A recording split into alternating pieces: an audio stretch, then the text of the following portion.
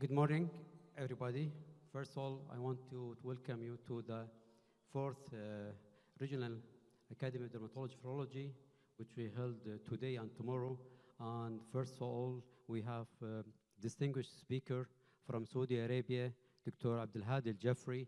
He is a double board certified American board and Canadian board.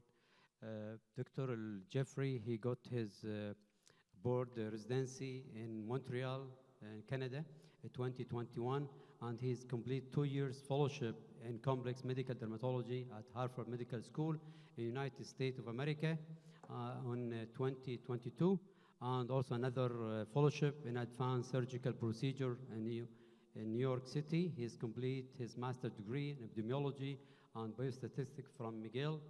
And Dr. Jeffrey, he's known figure in his field, and he's, as I know, he's a young chap from McGill, and also he's got many awards in his work, and he have more than 60 publication articles, and it's our pleasure to have Dr. Jeffrey with us. And Dr. Jeffrey, maybe you know, so the first time he's with us this year, and we hope that we'll see you next year. So today he'll talk about a nice topic, which is mycosis fungoides. Is treatment ready necessary in early stage of disease? So Dr. Jeffrey, the mic is yours. Thank you so much for the introduction. Good morning, everyone. So I'm going to start your morning with a topic that, as dermatologists, we always hope that it doesn't come on the exam. Mycosis fungoides, CTCL. It's one of the complex things in dermatology, and I think the complexity of CTCL is because we need multiple pieces of puzzles to find the diagnosis, and when we find the diagnosis, the second step is to find and structure a treatment plan for each patient. I don't have any conflict of interest, and I think the top 3 questions for today is, does everyone with early mycosis fungoides progress to advanced disease? And how common is mycosis fungoides progression from early to advanced disease? And then if we treat patients early on in the course of the disease, will that prevent this progression? I think these are the top 3 questions. I do talks on CTCL, but on different topics. So I decided just to give you guys a quick overview about MF before we proceed to the answer to these 3 questions, of course, evidence-based. So as you guys know, that the most common subtype of CTCL is mycosis fungoides, and also we have Sézary syndrome. So mycosis fungoides comprises the majority of the cases of cutaneous T-cell lymphoma. There is, of course, a delay in the diagnosis. The first time they go to see a primary physician or a dermatologist, we may think of tinea or eczema, and we give them topicals. So it's a great mimicker. I always tell the residents, if you don't find the diagnosis in the OSCE station in the exam, say syphilis, tuberculosis, and mycosis fungoides, and will be correct. And I think the complexity about finding the diagnosis is because we need multiple biopsies to reach the final diagnosis. Psoriasis and atopic dermatitis, they're all similar to CTCL, erythematous and scaly. And there is this school in dermatology where they say that chronic inflammation in patients with atopic dermatitis may predispose them to develop CTCL later on. So that's also an area of controversy in dermatology. So I have an advanced complex derm clinic, and usually they refer cases, GVHD, cutaneous toxicity from immunotherapy, and also CTCL. So this patient was referred to me for, probably CTCL, but you can see, guys, there is an advancing border, so that's probably tinea, and with oral itraconazole, he was cleared.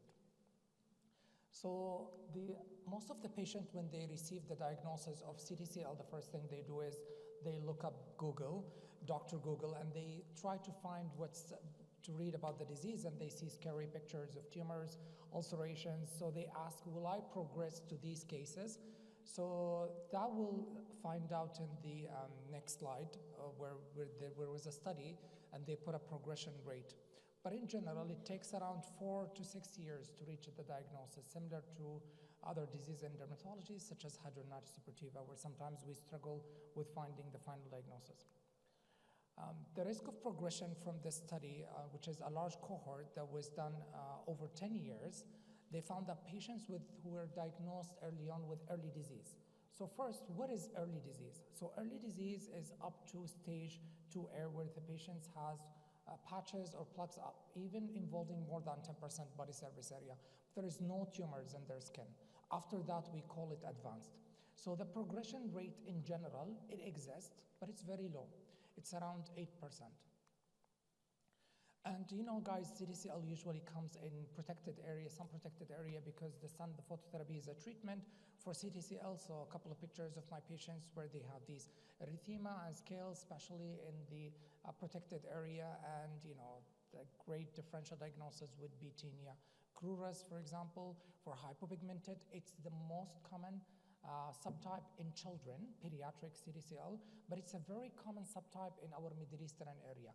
Even when I was doing my training outside, most of these patients were of African ethnicities and darker skin color. So of course, these patients will be diagnosed early on as vitiligo, tinea versicolor, and with phototherapy, with presumed vitiligo, they will respond. We have patch and plugs, and they really accentuated in the intertriginous area because there's some protected area. They can be widespread, generalized patch and plugs here, and then tumors. And tumors makes the skin very fragile, so they ulcerate and they can also get infected. So here we're talking about an advanced, not an early disease. So a couple of pictures of my patients with tumor lesions. And sometimes CTCL present as an erythrodermic CTCL from the beginning. I mean, we have also different schools where one school says if the patient has early on patches and plaques and progress to become erythrodermic, that's erythrodermic mycosis fungoides, versus if the patient is erythrodermic from the beginning without a previous history of patch and plaques, probably that patient fits more the category of Sézary syndrome. So 30% of patients of MF have the chance of developing erythrodermic MF. And then Sézary syndrome is more leathery skin, onychodystrophy. They also have alopecia. They lose their eyelashes from scratching and from the erythroderma. So how do we treat CTCL in general? Of course, it's a multi-approach, multidisciplinary team. So we need oncology, we need hematology, also with Dermpath, who is expert in reading CTCL slides. And then as dermatologists, when we assess the skin, we look at the lesions. Is it erythrodermic? Is it patch or plaques, so thicker lesions? So we're dealing with thicker lesions that may require more strong and advanced treatment versus just only flat lesions. Is there a blood involvement? How is the burden of that blood involvement? And then if there is any lymph node involvement. Of course, there are a couple of things that are correlating with worse prognosis, such as large cell transformation. So in the clinic, we typically do history, physical exam. In terms of lab, we order basic things, but also we order LDH and blood flow. We can do T-cell rearrangement on the biopsy. We always take the biopsy from a sun-protected area, not sun-exposed area, because we will have a higher yield. And then for the flow cytometry, we have to do it early on. We may see a little bit of involvement, but it goes more with advanced disease. In terms of radiology, most of the patients, get CT chest, abdomen, pelvic, or PET CT scan at the beginning to stage them. But some schools say if the patient has more than or equal 10% body surface area, we do scan them. I typically don't scan patients with like 1 or 2 patches or pediatric hypopigmented, even at the beginning. I don't usually scan them. Unless there is something, if the patient has symptoms or I feel something on exam, and then of course lymph node biopsy if it is palpable. Of course, all of these, we don't have one single diagnostic tool to diagnose CTCL. And then even the presence of clonality does not equal cancer. So we have diseases in dermatology where we can find clone, such as lichen planus or pigmented purpuric dermatosis, lichen sclerosis. They all can be clonal. So we talked about the history. The other thing, we've also submitted a recent study where we looked up triggers in the environment that can predispose each patient to antigen stimulation or probably CTCL. So here we look at the staging system. I'm not going to go over it completely, but I just want you to know the difference between early versus advanced disease. So up to stage 2A is considered early. Anything with tumors is advanced in terms of the skin. Of course, erythrodermic as well can fit in the advanced category. So the treatment, we have topicals, we have physical, phototherapy, and we call the topical and the physical, if it is only directed toward the skin, is skin-directed therapies. And also we have systemic therapies, depend on the stage. But since we're talking about early disease, then we're talking about, just skin-directed therapies. So the most common treatment in the skin-directed therapies that we typically use is high-potency topical steroids. Now here comes the big question is, will all these patients with early stage MF require systemic therapies? Well, in most of the cohorts and the studies, most of them respond very well to monotherapy with topical steroids or even skin-directed therapies, such as even topical steroids with phototherapy. So most of the patients are actually having good response to skin-directed therapies. And here is the list of these skin-directed therapies. The most common ones we use is typically topical steroids. If we have one, resistant or refractory plaque, we can radiate that, but phototherapy is also another option. So topical steroids is associated with a complete remission, CR of 60%. And what we typically do in the clinic, we try to switch between two different topicals because of the tachyphylaxis phenomenon that we have. And we know that if we hold the treatment for a couple of days, 3 to 5 days, I typically do 2 weeks of one topical and 2 weeks of another topical to avoid the tachyphylaxis. And the mechanism of action, of course, it induces apoptosis and impact the lymphocyte adhesions. And there was also a study where they showed that most of all the patients who've been treated with a monotherapy topical steroids had very great response, so over 50%, we have here 73%. We have typical chemotherapy. I don't know if you guys use here Valchlor or Ledaga. So Valchlor is more of North American, but here in Middle Eastern and Europe, they call it Ledaga, which is nitrogen mustard. It's actually an irritant that can be associated with allergic or irritant contact dermatitis, but also work for a small lesion. We can't apply it on a larger area. Topical retinoids, I don't find them working. Even when I had my training, most of the staff, they do not use them because they're irritant and you can't use them on a larger area. In terms of radiation, we can either do total body electron beam if we're planning to transplant the patient, or we can do brachy on single lesions, or we can also do just radiotherapy on one refractory lesions. Phototherapy, which what we use most of the time, we use narrowband UVB, but also we have PUVA. In terms of the penetration, of course, we know that the PUVA has better penetration in our dermatological diseases like systemic sclerosis, morphea. We prefer to use the PUVA. Here is the same. If we have thicker lesions, then we tend to go more with the PUVA. For the narrowband UVB, it basically works better for patches more than plaques. So that's an important. And also work really very well for hypopigmented MF, which is a very common subtype in our Middle Eastern area. So the question is, if we started the patient on phototherapy early on, will that prevent progression of the patches and plaques to tumor, which is an advanced stage? Well, this study showed if patients, the phototherapy group versus non-phototherapy group, the first information is the phototherapy group had less incidence of progressors from patch plaques to tumors. The second thing is they also had a very delayed or slowed progression from patch plaques to tumors.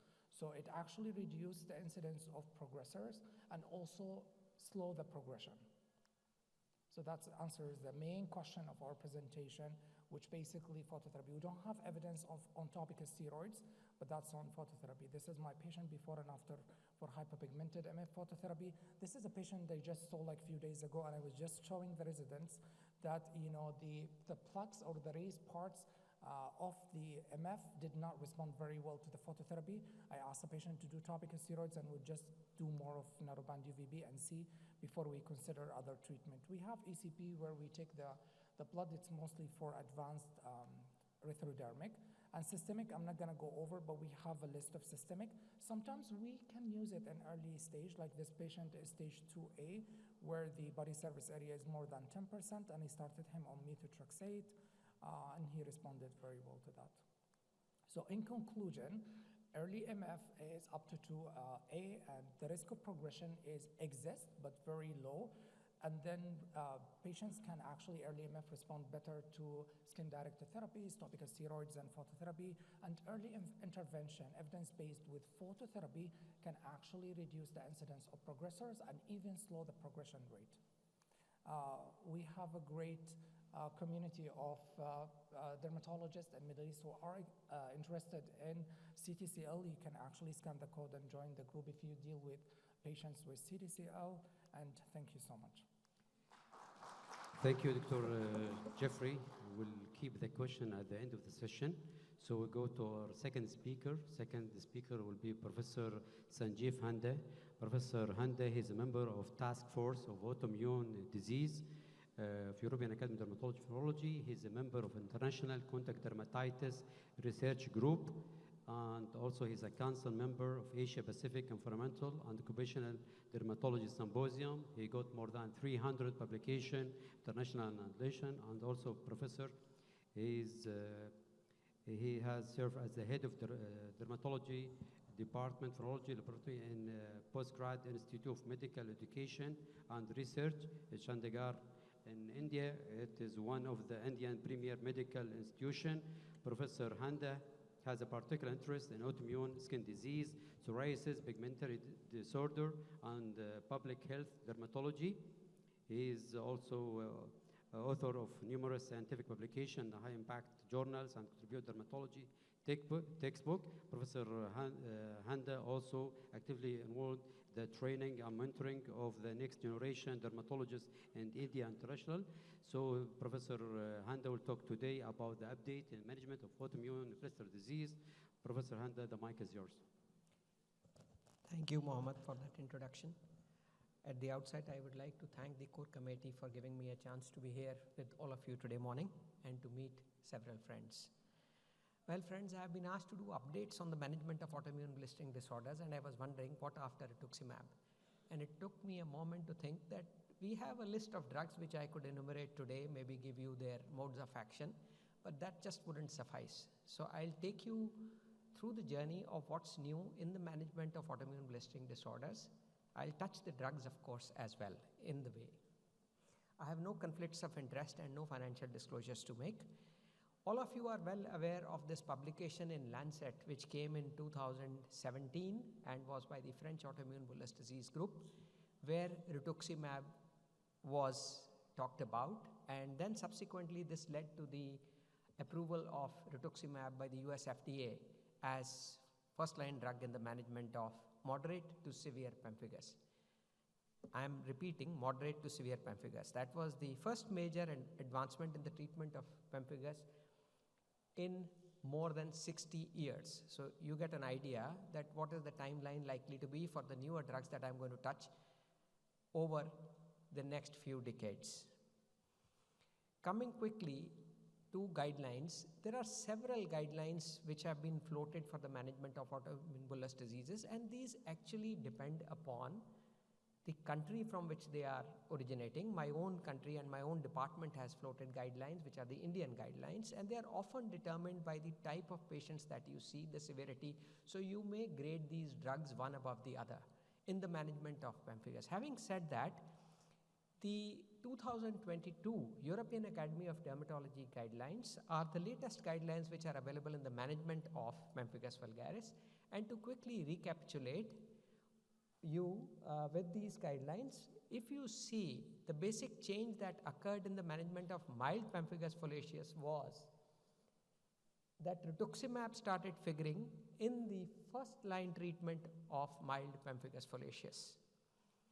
And if we move on to mild pemphigus vulgaris, we find that rituximab became the first drug in the first-line treatment mentioned. Having said that, this placing of drugs in the first-line treatment as first, second, third, fourth is not of that much importance. I believe that it is more based on continental preference of a drug as well as the preference of a particular physician and the country guidelines in existence.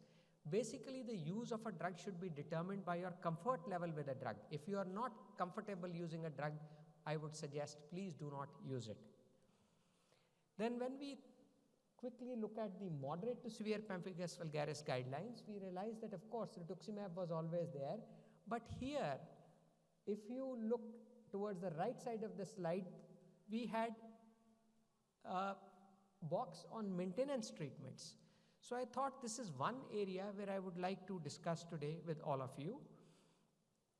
And if we quickly have a look at this paper which came quite recently in 2021 and compared the different guidelines. What stands out here is that, of course, rituximab is the first line therapy in moderate to severe pemphigus. It is also figuring as a first line therapy in mild pemphigus, especially with the EADV. And no other country so far has acknowledged that. Leave aside the French. From the French, these EADV guidelines came up, so they also probably are in agreement with this because the guidelines came up later. And this is a slightly older paper. But I also need to highlight here that azathioprine came to be recognized as a first line adjuvant. And also, the systemic corticosteroids are still considered standard first-line drugs by many groups. And mycophenolate mofetil was added to the list of immunosuppressants, which was earlier figuring only azathioprine and methotrexate, and MMF came to be added as well. So I'll take you through quickly now. So the gist of what I have said is that rituximab is now recommended as first-line therapy even for mild pemphigus. I'll take you through to what else was in these guidelines but hidden between the lines, and that is predictors of relapse in pemphigus. The importance here is that 3 factors were highlighted, and these 3 factors are persisting anti-DSG1 and or 3 antibodies at month 6. And they gave a value of more than 20 international units for DSG1 and more than 130 international units for DSG3. Severe disease at baseline, we understand that more severe the disease, so probably more the chances of a relapse. That's usual common sense understanding. But PDI scores, they said if they are more than 45, chances of a relapse are more. And they also that a high baseline anti-DSG1 index, that means when the patient first comes to you, these are the ones which could indicate relapse, and also that these may be the patients who may be fit candidates for maintenance with rituximab at 6 months after remission. If we now summarize what the EADV guidelines said, except for the value of DSG1, which they hiked up from 20 to 50 international units per ml, they said the same thing about anti-DSG3, but they also had a word of caution that anti-DSG3 IgG does not necessarily predict a mucosal relapse. So what they were saying was that anti-DSG3 antibodies should be used with caution for the management of pemphigus, since only high titers of anti-DSG are good predictors for the occurrence of a relapse. And they also said that the mean relapse-free time was significantly shorter in anti-DSG3 positive patients compared to anti-DSG3 negative patients. Similarly, relapse-free time was shorter when you come to the investigations on DIF positive patients compared to DIF negative patients, understandably so. In my own department, we did a study on relapse. We were trying to understand whether there were some clinical features and whether there were immunological markers as well to relapse. And what we realized in the clinical features that pruritus, especially during remission, raised CD19 B cell count at baseline, and like the EADV, IgG and C3 positivity in the epidermis on DIF. Our work was 1 year before the guidelines came up, and rising anti-DSG3 antibody titers. We could not give a cutoff value here for the anti-DSG3 titers. Then an interesting paper which I need to highlight here for all of you is that people have studied the diversity of serum anti-DSG3 IgG subclasses. That means you have anti-DSG3 which is elevated, but if you look at the subclass of the IgG, and we have 4 subclasses for all of you, 1, 2, 3 and 4.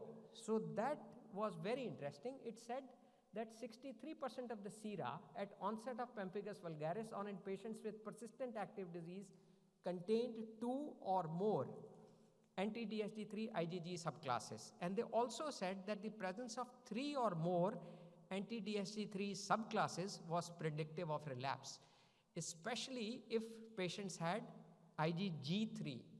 So out of those, 3 meant a relapse, especially if it had IgG3 subclass. Now relapses bring in the other question, whether we really need maintenance. And this is what my second part of the talk is. So this is what EADV recommends, that you have maintenance, but they said that maintenance dosing every 6 months based on clinical evaluation.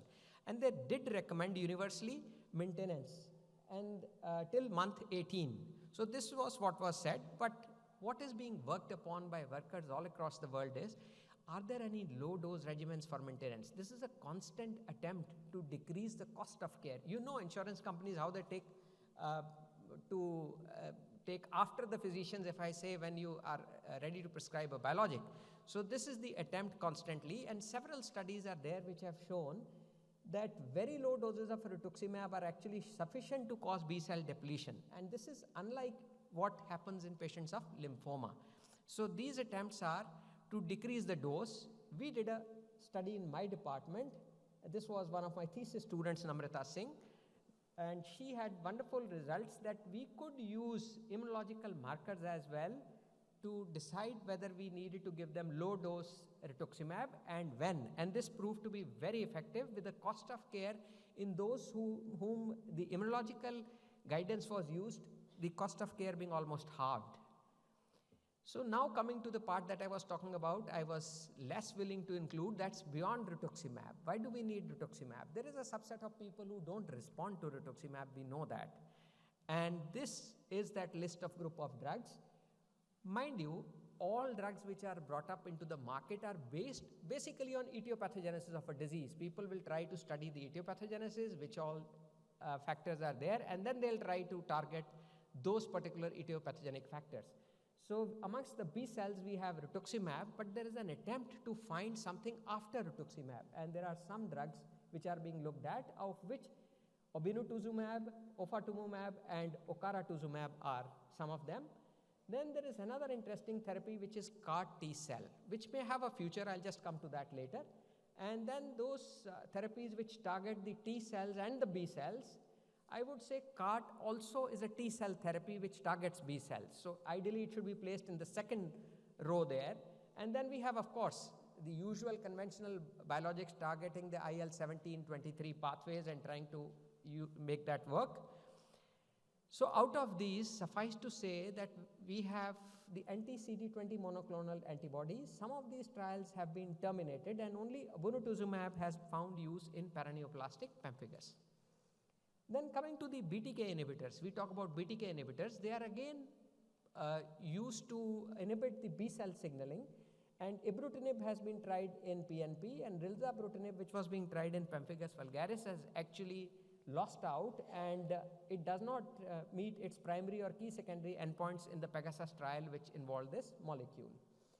Coming to neonatal FC receptor inhibitors, what are neonatal FC inhibitors, you may ask? Well, we all have IgG in our system, and that IgG is recycled, and that recycling is done by the neonatal FC receptors, and they maintain the circulatory levels of that IgG. So hence blockade of FcRn may reduce the circulating autoantibodies. So that is what people were targeting, and efgartigimod was the one.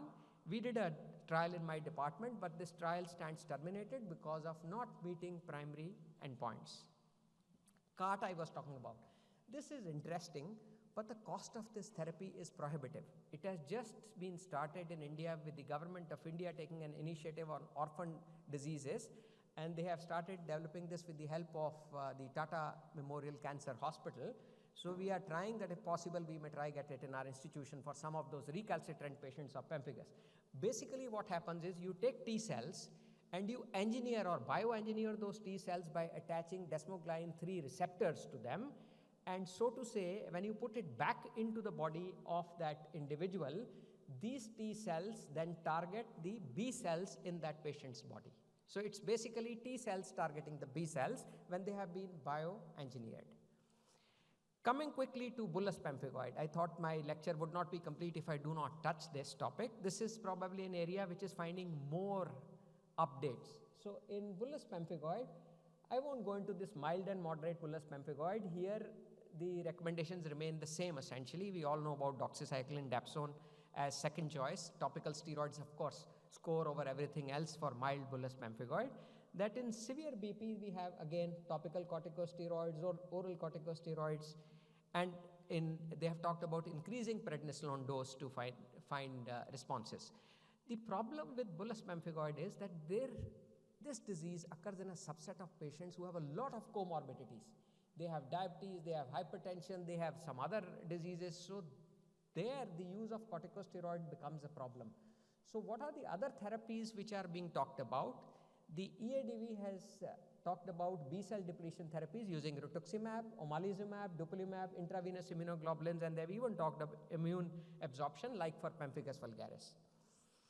But the newer molecules which we need to really look at in future, which may be very interesting, is one, dupilumab. I'll just come to this. The others are biologics targeting eosinophils. Now, where do these eosinophils figure in the picture?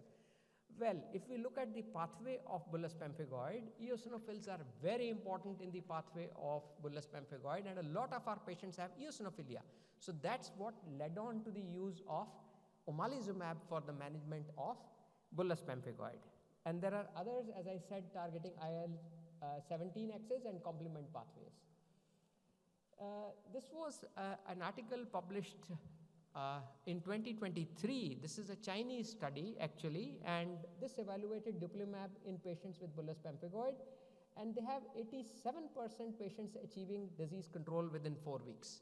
Now this is quite a good number, considering that dupilumab is being tried for different things. We probably have more to look up to because there is a Liberty trial which is being taken up by Dr. Didi Marel from Australia, and she is doing this 52-week, she's leading this 52-week treatment trial from 51 sites. Approximately 98 adults are planned to be enrolled. Then coming to omalizumab, we did a study from my department, and we had surprisingly very good results, and what impressed us most was that it was not only clinically effective, but there is hardly any requirement of monitoring any patient who's been given omalizumab. And there is lack of side effects, and another major advantage of therapy is subcutaneous injections. Mind you, people always try to find from injections to subcutaneous injections, from subcutaneous injections to tablets. That's the usual story of medicine. So that is how it is there.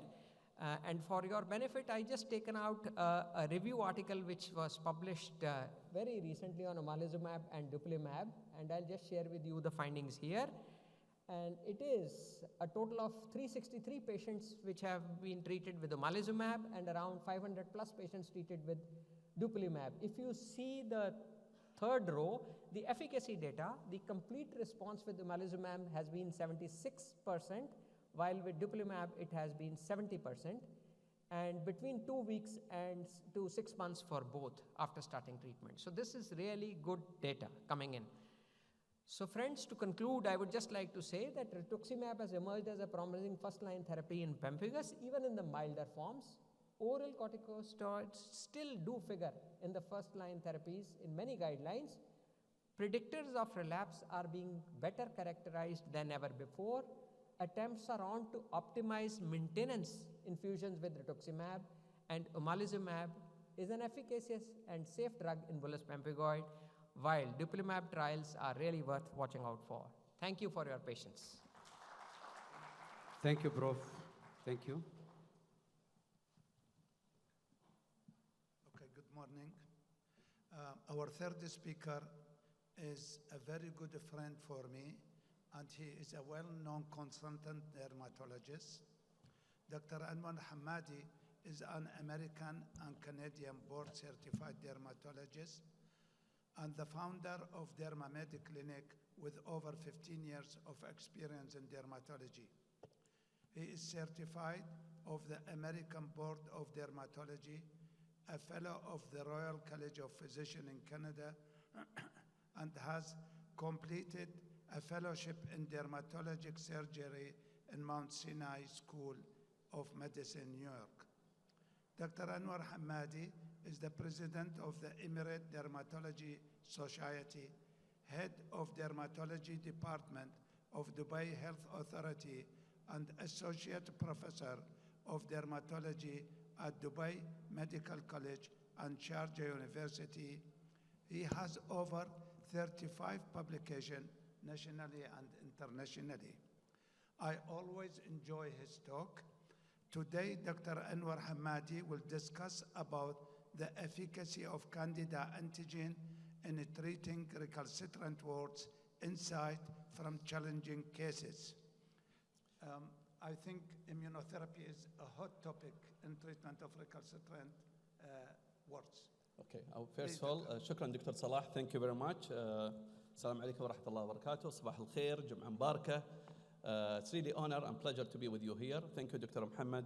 Thank you, Dr. Nisha, for inviting me. It's really such honor and pleasure to be with this high standard quality scientific meeting. The program is so rich. I encourage you to attend till the last day. We're really looking forward for such kind of high quality meeting, especially with the influence of lots of aesthetic dermatology. We need the real dermatologists here.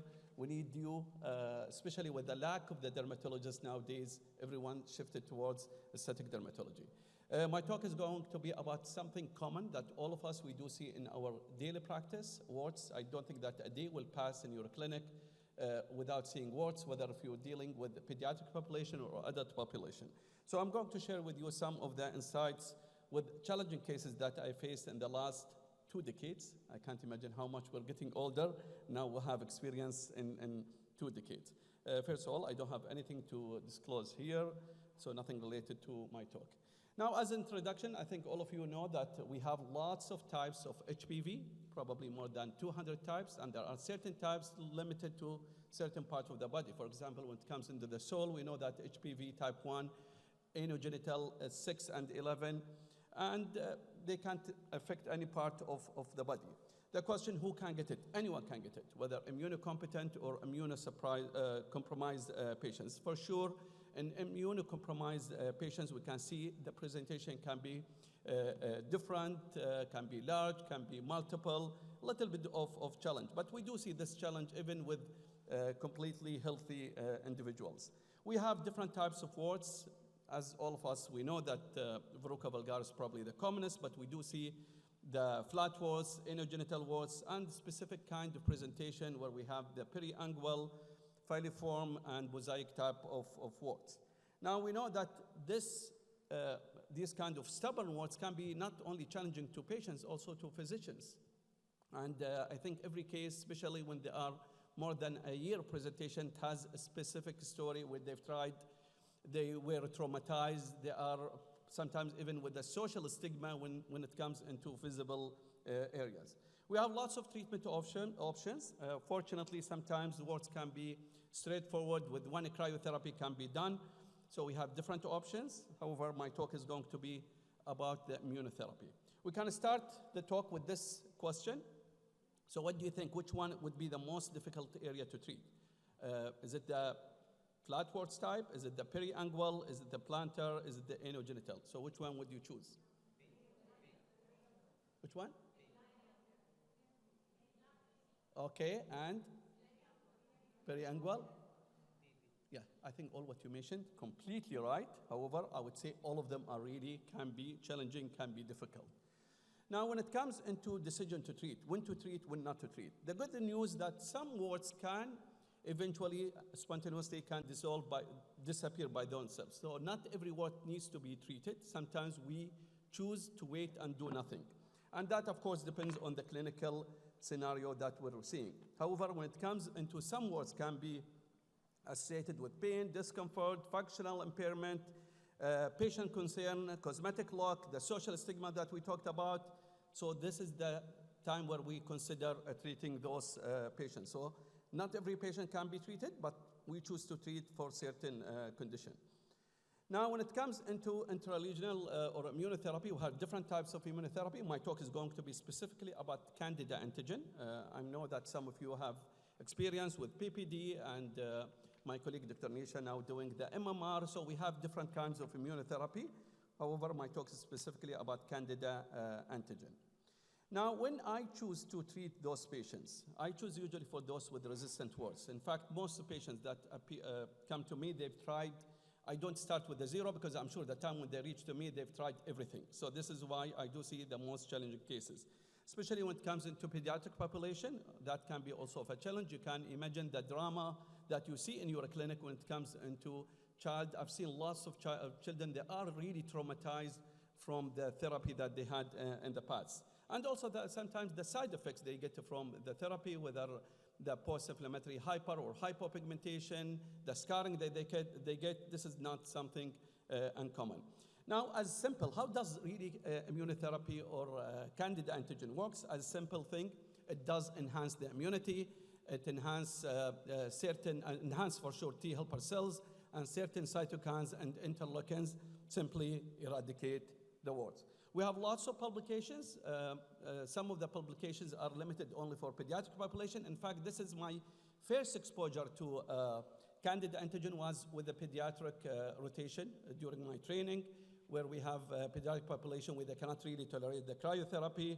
We have good data about that with the resistant warts, up to 70% can respond to this therapy, some of them with partial response, and the majority of great response. Of course, there is a failure. In my practice, up to 30% also can fail the treatment, but good percentage. Now, remember, we're talking about resistant warts, those who've had lots of therapy in the past. So as I said, that we have different publications. The improvement rate can vary from 60 up to 70% of improvement, and some of them are partial improvement. Now, let's look at some of the challenging cases. I always like the clinical part. I always like to show. And in fact, as I mentioned, for every patient, there is a story behind these patients, especially when they're having the warts for more than 5 years.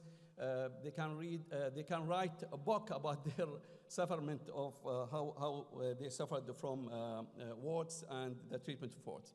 This is a young boy who's 10 years old. You can see how stubborn the warts, periangual, and I think all of you who answered that periangual warts, I totally agree. This is one of the challenging. It does really affect sometimes even the nail, does cause disfigurement of the nail. So this is after 3 sessions of candida antigen. The way that I do it, I choose the biggest wart and I inject beneath that. So I choose only 1 wart. Towards the end of the presentation, I show you the way in the video how I do it.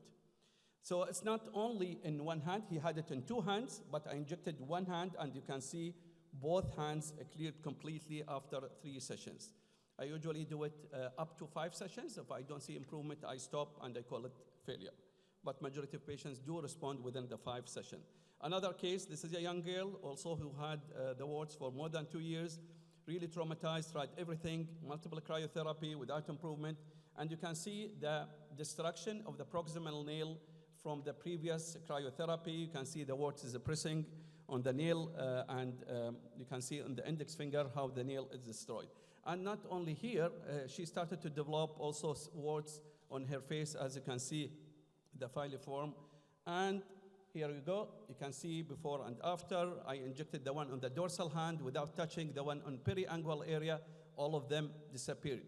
And there is an effect is known, or phenomena is known by bystander phenomena.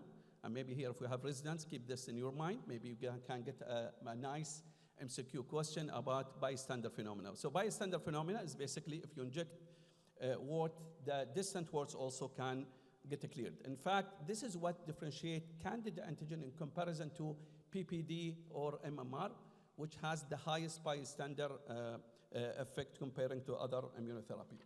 Okay, let's run quickly also some other. You can see here before and after 3 sessions cleared, and you can see the nail completely back to normal after the immunotherapy.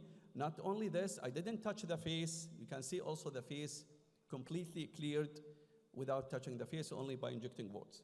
Here, when I was young, you can see. So another girl who's also 8 years and had 2 years of these what she call it, annoying warts. She always wanted to use her nail polish. She couldn't do that. And as you can see, this is before and after 5 sessions of anti-candidal antigen. So her dream being achieved, and she could use her nail polish after clearing all the warts. You can see the close-up here, the periangual wart, and the complete clearance. Another case on this young girl also tried different therapy, although that was only in 1 thumb, but you can see how stubborn and how this wart not nicely looking, as you can see here. Unfortunately, after 3 sessions, complete clearance of the periangual wart. This is another girl who's young girl coming from Saudi Arabia. You can imagine Poor girl, she was coming from the flight, get the injection, goes back. Now, the challenge with Candida antigen, the availability. Unfortunately, very difficult to get it. I had really very hard time to get it. In fact, even when I was in Dubai Health Authority, I tried to get it for the government so that we have it for those patient need. I couldn't do it because ordering it is not really easy, different kind of logistics. So this is why the main challenge with Candida antigen. So this is after 5 sessions of Candida antigen completely cleared. Another one, now you can imagine how much also those on the tip of the fingers, how much painful is the cryotherapy can. Fortunately, after 3 sessions, also completely cleared. We talked about also how periangual warts or subangual warts can affect the nail, can cause this kind of funiculitis and disfigurement of the nail. Fortunately, also after clearance, the nail can go back to normal. Another one, we mentioned about the stigma. Now, this young boy was mentioning, no, he can't shake hands. A lot of them, they would say, oh, stay away from us with these kind of warts, and you can imagine how much is affecting the boy. Unfortunately, after the treatment completely cleared in 5 sessions.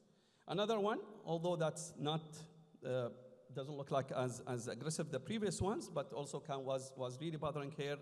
And fortunately, after 5 sessions, she could use her. And I remember I posted this photo before and after. Everyone was not commenting about the result, about commenting about the artificial nail. Another one, as you can see, straightforward before and after the clearance. Another young boy, periangual warts before and after clearance. This is a very nice case because that was of 7 years. Stubborn warts, tried different modalities without clearance, only in 1 session after 3 weeks, completely cleared in 1 session. I don't like to show this to my patients because they think, okay, after 1 session, they come back, oh, doctor, it's still there. But this was one of the great responder after 1 session. Now let's look other parts of the body. Feet, we know that can be a challenge, especially when they're using this kind of messy salicylic acid, as you can see. So salicylic acid was peeling all the feet, but was not touching really the warts. Fortunately, after Candida antigen completely cleared. When I use Candida antigen, I tell them to stop everything, nothing to be used, only the injection. And sometimes verruca or warts can be also stubborn and does really affect the nail. Sometimes we have to think even to rule out some cancerous kind of cells, but fortunately, after treatment, almost clear. This is after 3 sessions. This is also was son of my friend. I did the cryotherapy, multiple cryotherapy without improvement. Fortunately, after 3 sessions of Candida, was completely gone. Another patient, as you can see, the plantar warts completely gone. This is a nice case also, was really of a challenge from Kuwait. I presented this, Dr. Ratebi, in your conference was a year ago in Kuwait. You can see also one of the stubborn kind of plantar warts, all the feet. You cannot imagine. Here, no way you can do any cryotherapy, you can't do anything. That would be such kind of torture to the patients. Fortunately, after 5 sessions, completely cleared. You can see before and after, such a beautiful response. Another patient, as you can see here, both in hands and feet, after 5 sessions, completely cleared. I wish that I present for you more data and show you, but because of the lack of the time, I'd like to show you also other parts of the body. Now, face, we know that some of the challenging conditions on the face. Just if I ask you, please, for the face, please don't take the photos, don't share them in the social media. So for the face only and the genital area that I'm going to show you. This is also one of the stubborn conditions, especially when it comes into men. In face, most of the cases, especially in women, I do choose to do nothing sometimes. I tell them, just leave it, don't do anything.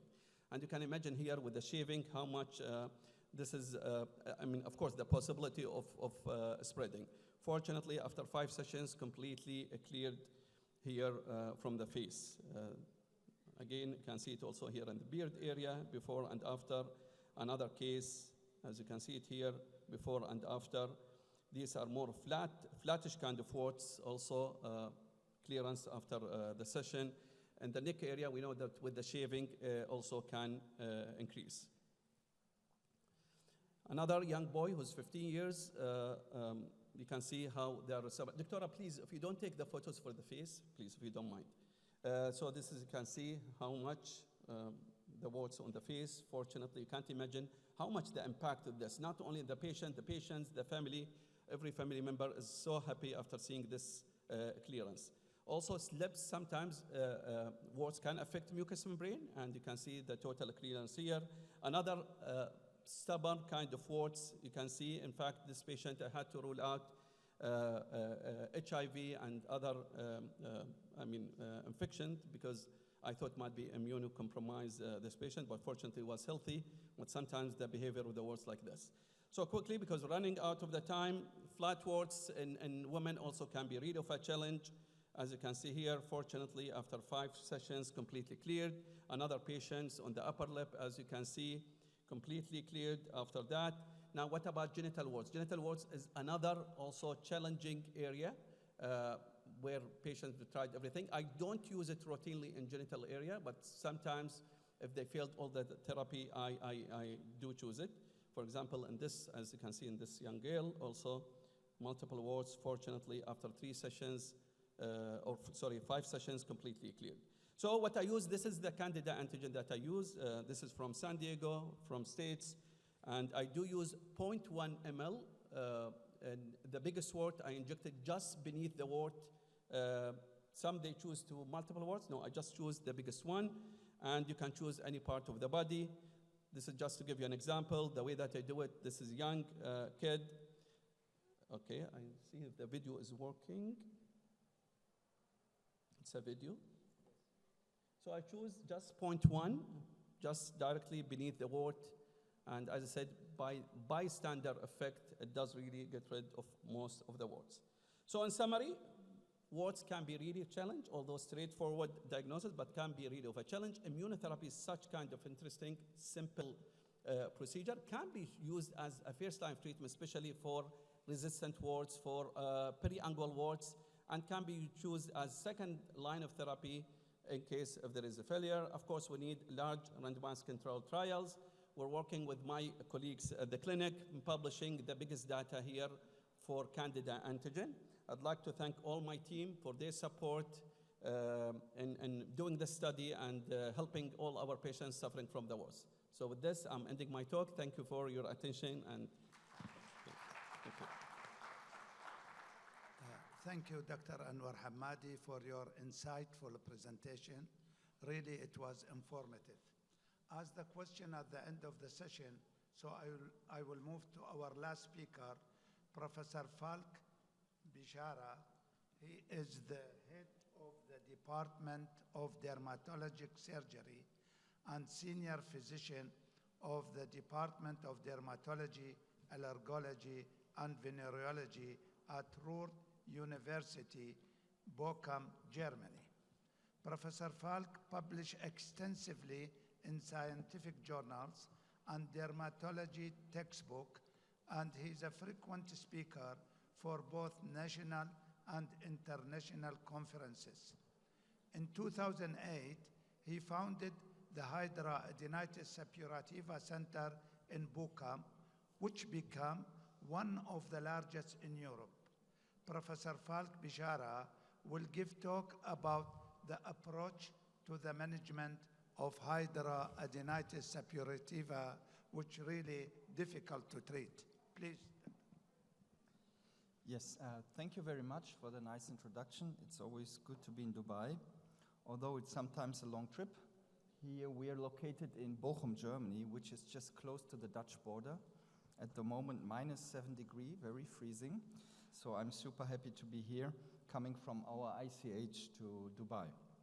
So I was asked to give a talk about HS, and probably we don't have to go too much into propedeutic. You all know how difficult the disease is, how complex it is, and how, let's say, severely affected patients' lives are. I would say it is a destructive disease not only for the skin, but also for the mental health, for the families, for everybody. It is really a disease that affects nearly all parts of our patients.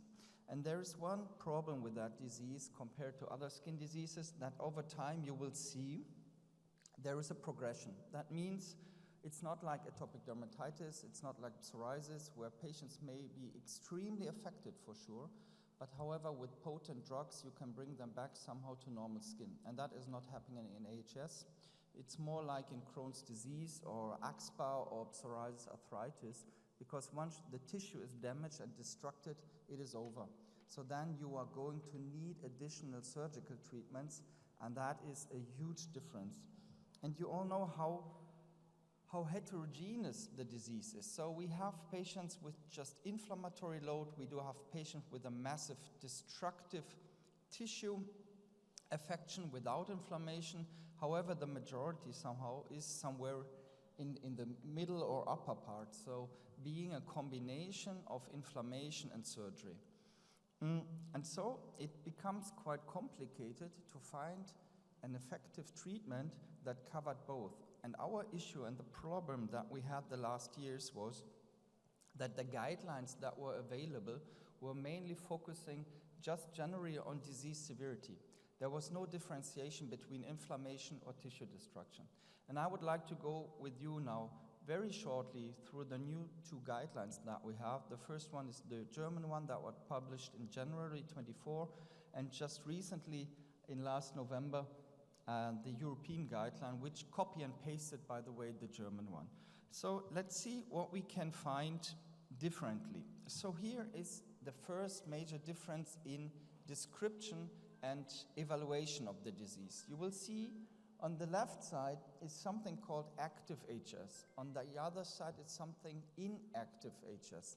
And that is a major difference. It's the first time that these two guidelines divide between the inflammatory parts and the tissue destruction. And as we all know, we're all using Hurley, and that's a good thing to design your surgical approach. But if you want to evaluate the inflammation, Hurley is just not working. So that's the reason why the Europeans, although the Americans would not agree, but the Europeans at least said, IHS4 is what we use. We count the lesions, and then we can grade the severity by inflammation. However, we also, and that is important, also have to evaluate the Hurley at the same time to see how much tissue damage is present. Okay, so you have an active and inactive. And then you also get in the European and the German guidelines two different treatment algorithms. They are separated, and it's our work now to puzzle those algorithms together. Okay, so could be that this algorithm is for the axilla of the patient, but the groin needs the next algorithm I'm going to show you with a medical treatment. So we have to combine and think differently than just doing medical or surgical. And shortly for the surgical one, you will see here you have the Hurley grading, and the most important point is written in the first line. You read complete surgical excision of irreversibly destructed tissue. And that's the same you're going to find in the European one, and it means that we, together with our surgeons, have to think about the philosophy, what has changed in the treatment. And the changement is the following. These are patients I've treated 20 years ago, so I'm now 23 years in the treatment of HS. And on the left side, that was standard of care 20 years ago, when you had just some fistulas and they recommended radical excision because nothing else was present. So we are out of that now, and we go to the left side where we say, you remove what is destructed, but you don't remove more because you have an additional medical treatment. And that's the reason why the last years we see different techniques described for office-based procedures, smaller excisions like deroofing, small excisions, instead of radical. Does not mean we don't need the radical excision if we have Hurley 3 and destruction. But a Hurley 2 or 2-3 little fistulas, they don't need radical excision. You can remove them by deroofing. On the other side, what the new guideline shows a very, it looks complex, a complex medical approach that we have. I will just focus now on the three top topics that have changed in the European and the German guidelines here. By the way, the German guideline and the European guideline are all available in English, PDF, open access. You can download them directly. It's all open access. So the major difference now that we're seeing is the following. First of all, simplification of antibiotics. We all know Clindarifam is working, and we still use it. However, there have been data showing that it's not much better than Doxy. There's not a huge difference. So that's the reason why we say first line is now doxycycline 12 weeks. We go in there and we try to enhance programs, awareness programs around the world, that other disciplines will also start early enough with doxycycline and are not afraid of using clindarifan. But don't be worried, you can still use clindarifan, but in a first-line antibiotic, it's doxy. The second major difference is the following. We have now 3 labeled biologics. When the other guidelines were published, the old German and the old European ones, there was even not adalimumab labeled. Now we have ADA, SECU, and bimekizumab fully labeled with an EU and FDA label for HS. So all 3 are first line. So after failure of an antibiotic, you can go in with all 3 different ones. And the third one, which is very important for me, is a clear statement that we should combine. What does combination mean? It means mainly 2 things. The first thing is there's a strong recommendation to combine with antibiotics. This can be mainly in 2 clinical situations, either to catch up a flare if you use a biologic and the patient is controlled, but however he flares up 1-2 times per year, you can add a course of antibiotics to catch up the flare. And the second idea is, and that's quite new, that you should start directly the biologic and the antibiotic at the same time because the response rates are much higher. So there has been a recent trial by the Dutch group showing that if you go in with ADA plus clindarifan instead of just doing ADA, you have a response rate of more than 80% compared to 40% response rate just with a biologic. So in very severe cases, you could think about the combination. And that is something for me as a derm surgeon, I'm very happy that for the first time it's clearly stated, we should combine biologics and surgery. We should not stop it, we should not be afraid of it, we should go into the discussion with our surgeons. I know that in the end the surgeon has always the last word, so if he says no, it's no, but at least we can discuss with them that there is no need of stopping TNF-alpha anyhow in HS surgery. And a little difference that I personally liked is, and I'm going to show a case, is we have still huge treatment gaps in mild forms. So because in mild we do generally have nothing. And for the first time, they mentioned that oral zinc gluconate in high dosage for mild forms is a good option. And I really like that because we're doing that for 10 years now, and it's really a nice thing for the mild forms, so 90 milligram. So, and here you see what the Europeans did. They just have stolen everything from the German guidelines, but we were fine with it, okay? It's good if you steal from German quality. So they have just stolen it, but it's all good. It's just the same. It's copy and pasting the European one. And here's an example I wanted to share with you. You see, this is quite a mild case. You have waxing and waning, little nodules, nothing else. What would you do? Probably a course of antibiotics, laser hair removal could be recommended. Not a lot of, there's no fistulas, all these nodules. And you see here, just with simple zinc gluconate, you can achieve something. And for us, it's a little bit, we call it, it's like the MTX in rheuma. Yeah, it's or high dosage, 90 milligram zinc gluconate is something that stabilizes the inflammatory process in HS. And again, for the first time at least, it's mentioned in the guidelines. So, here's another case. I would say you would all agree it is quite severe. It is oozing and draining. The patient is pain score 9 from 10. He is coming in, can't walk. Well, you all know these situations. So if you would ask me now what to do with that patient, for sure, in my mind, he would be a surgical candidate, at least after downstaging him. However, we do see sometimes these patients who just refuse surgery. We have to be honest. And it's a patient-centric approach. We cannot tell the patient do surgery if he does not want to. And this is a case with a result after monotherapy with a biologic, and you can see here the reduction. So don't get me wrong, from the right side to the left side, that's definitely not a healing. The fistulas are still there, but he is at least somehow controlled. Pain goes down to 2, drainage is gone, he can go back to college, probably have a restart of his social life, and sometimes that's helpful because we get trust back from our patients keep him half a year, 1 year on the drug, and then restart the discussion about surgery if he has trust again with his physician, because in the end he's going to need surgery because the fistulas are definitely still there. However, it's a result which is acceptable. So now here's a more complicated one when we talk about combination. What do you see? Well, probably not a lot in the beginning, but if you would use a little ultrasound or have a probe, you will see that the whole groin is completely destructed. It's a rabbit hole. Below, everything is destroyed. Plus, what you would also see is, if you're experienced in the lower part, you see some plaque-like lesions. These are previous multiple proctologic surgeries, painful scars. So, and now, additionally, she presents all the time waxing and waning lesions of the mons pubic area. And now think about the new guideline, what I said, we want to combine and we have to puzzle now and think what to do with the patients. And, well, obviously, we will not achieve to resolve painful scars and fistulas just medically. We could control them, but the patient was clearly, she said, I want to do everything that it's gone, whatever that means gone.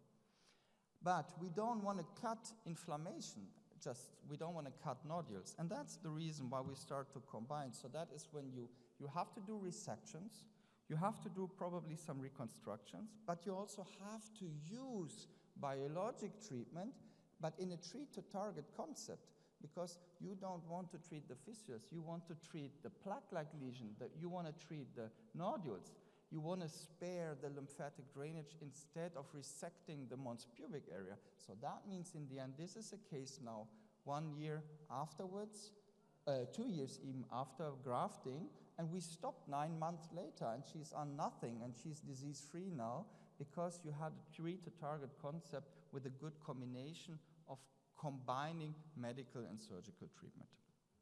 So that was my little overview for you about the new guidelines. It looks simple. However, I would say our job as derms is we have to take care of those patients. Nobody else is doing it, honestly. And we have to find a clinical situation which is probably depending on your local situation, the country, the hospital, the insurance system, where you have access to surgical approaches probably, and where you sit together with your surgeons, although I know how complicated it is to grab a surgeon, but to bring them together and to start talking and discussing how you can implement a treat-to-target concept in our patients. Thank you very much for your attention. Thank you, Prof. Bishara. And now we'll open the floor for the audience if they can ask a question for our speaker for the first session, which is clinical update. If there is any question for our speaker, yes, please give him the mic and he can ask question. Dr. Jeffrey, I think he left, or here, Jeffrey, I think he left. Anyway, we have here Dr. Sanjeev Hande. He talk about the update of management of autoimmune plus disease, Dr. Anwar Al-Hamadi, and Dr. Bishara about HS. So please start, you raise your hand, give him the mic. Please, go ahead. Hello everyone, I have one question about hidradenitis suppurativa atypical. Atypical hidradenitis suppurativa. How can treat the atypical hidradenitis suppurativa HS? I'm sorry, I can't get to the question. What's the question? Again? My question about atypical HS. Atypical HS. Atypical HS, yes. Yes. How we can treat it? The same like classical one, or we different treatment? I mean, atypical HS from the definition can be either that you have HS in atypical locations, or you can have atypical lesions of the HS. Generally, I would say generally we treat them the same. There is not a huge difference. I have to admit though that once you have atypical locations, special scalp, neck and facial involvement, the response rate to our existing treatments is lower. We have to be honest. We very often see that the response is less effective in this area. But generally, I treat them similarly, Probably, especially in the head, neck, scalp region, we are less aggressive with surgical procedures, which will always or very often end up in disfiguring scars. But it's a challenge. For ulcerative lesions, so atypical lesions, PG-like lesions in the mammary area, we treat them simultaneously. So there is not a huge difference. It can be difference in the wound care management of your nurses, differently because the ulcerations could be treated differently compared to fistulas and nodules, but in the medical treatment you are similar in the same way. Okay. Yes, thank you, Doctor. Yes, in the back. Yeah, my question is on hydritis suppurativa. Can you stand up, please? Yeah. People, they can't see you. Yeah. So I have two questions. The first question is, what's your opinion on artificial skin to replace the affected area? For example, Matriderm and Integra artificial skin for treating hydritis suppurativa with multiple sinuses and all that. A plastic surgeon once told me they removed the entire skin of the axilla and they replaced with this type of silicone skin which normal skin grows over that. Is that more effective in permanently dealing with the hydritis suppurativa in the flexural areas? So the question about artificial skin or dermal templates. So let me say it that way. You can do it without. So if you're experienced, you can really do flaps, grafts, secondary intention healing without. We have done a split study with Integra in the axillary involvement and compared direct placement after resection with Integra on one side versus delayed grafting on the other side after granulation of the wound. So what we could find is that in regard to movement, in regard to post-op pain, everything, it was all the same. The only difference that we observed was that the skin texture seems to be, but that's very subjective, seems to be a little bit better when you use the Integra. But you have to think about just that the risk when you use things, especially Integra with a silicone sheet above, the risk of post-op infections in that area is definitely higher compared to just delayed grafting. So it's a little bit risk-benefit ratio, but there are no good data. Well, you always see 10, 20 cases from plastic journals. They use Integra, they say it's fantastic, but we don't have good data in comparison. So if you have a plastic guy who's experienced in using it, well, there's nothing against it, but it's not a need for it. Yeah? My second question is, I've had patients who've presented with scalp folliculitis, acne vulgaris of the face, back, buttocks, but they've also presented with inner thigh and underarm acne as well. I'm assuming it could be acne, but then when you have such type of presentation, obviously it's acne inversa as well, you can consider, but mostly pustules, nodules, and cysts. And I found out that when I put them on the isotretinoin, or otherwise on acitretin, not only the acne that was affecting the face and the back, those were improving, but I also noticed the count of the number of cysts and pustules that were forming in the underarms and inner thigh was also reducing and gradually diminishing. And I noticed that when I extended the treatment for more than a year, they were actually free of the disease. But many studies are not in favor of using retinoids. Why is this? There are several questions intermingled there. So the first one is the general questions. If we have patients with HS, severe HS, plus facial scalp neck involvement, is it a comorbidity of severe acne and HS? Because there's a high ongoing discussion at the moment if that could be a typical facial scalp HS instead of normal acne.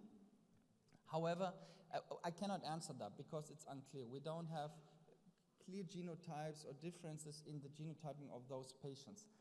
You're right, however, that if you use retinoids in those patients, very often you see, let's say, a response in the non-HS areas. Most colleagues describe, and I personally also describe, that fistulas and abscess formation is not well responding, but sometimes the comedos, these little nodules, the small cysts, seem to respond in the inverse areas.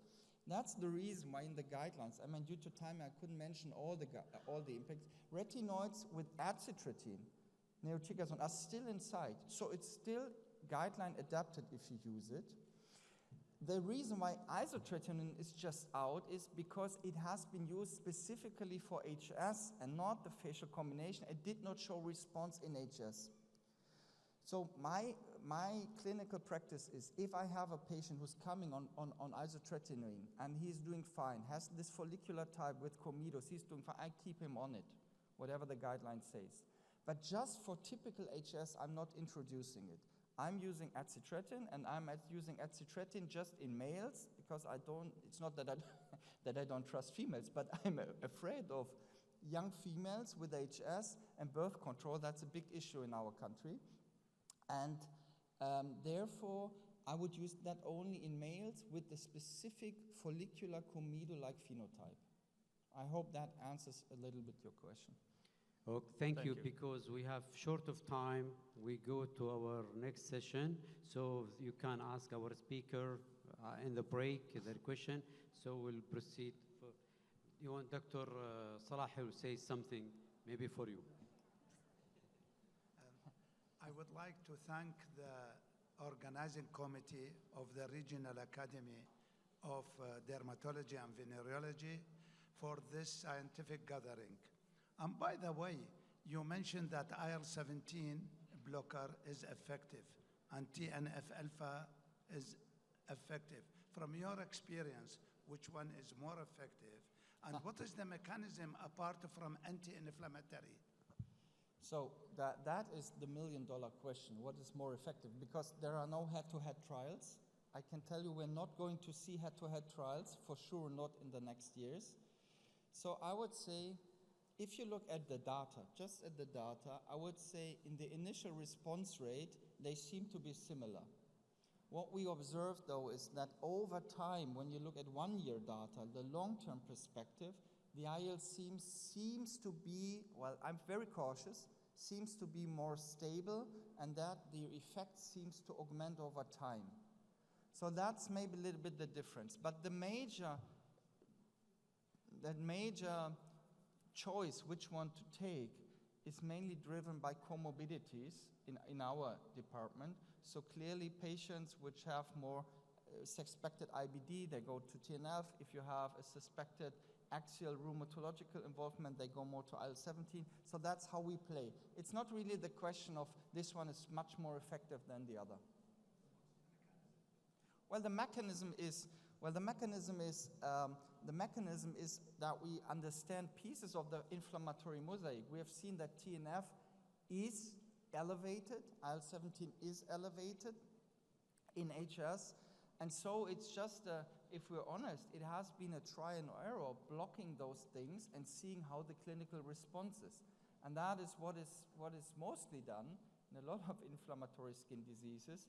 And our problem is, that's a long discussion, but our problem is that, you know, the cells and the investigations that were made are made from a big soup of HS, mild, moderate, severe. Everything was mixed up, and that is a problem that we do not understand specifically different pathway in different forms of HS.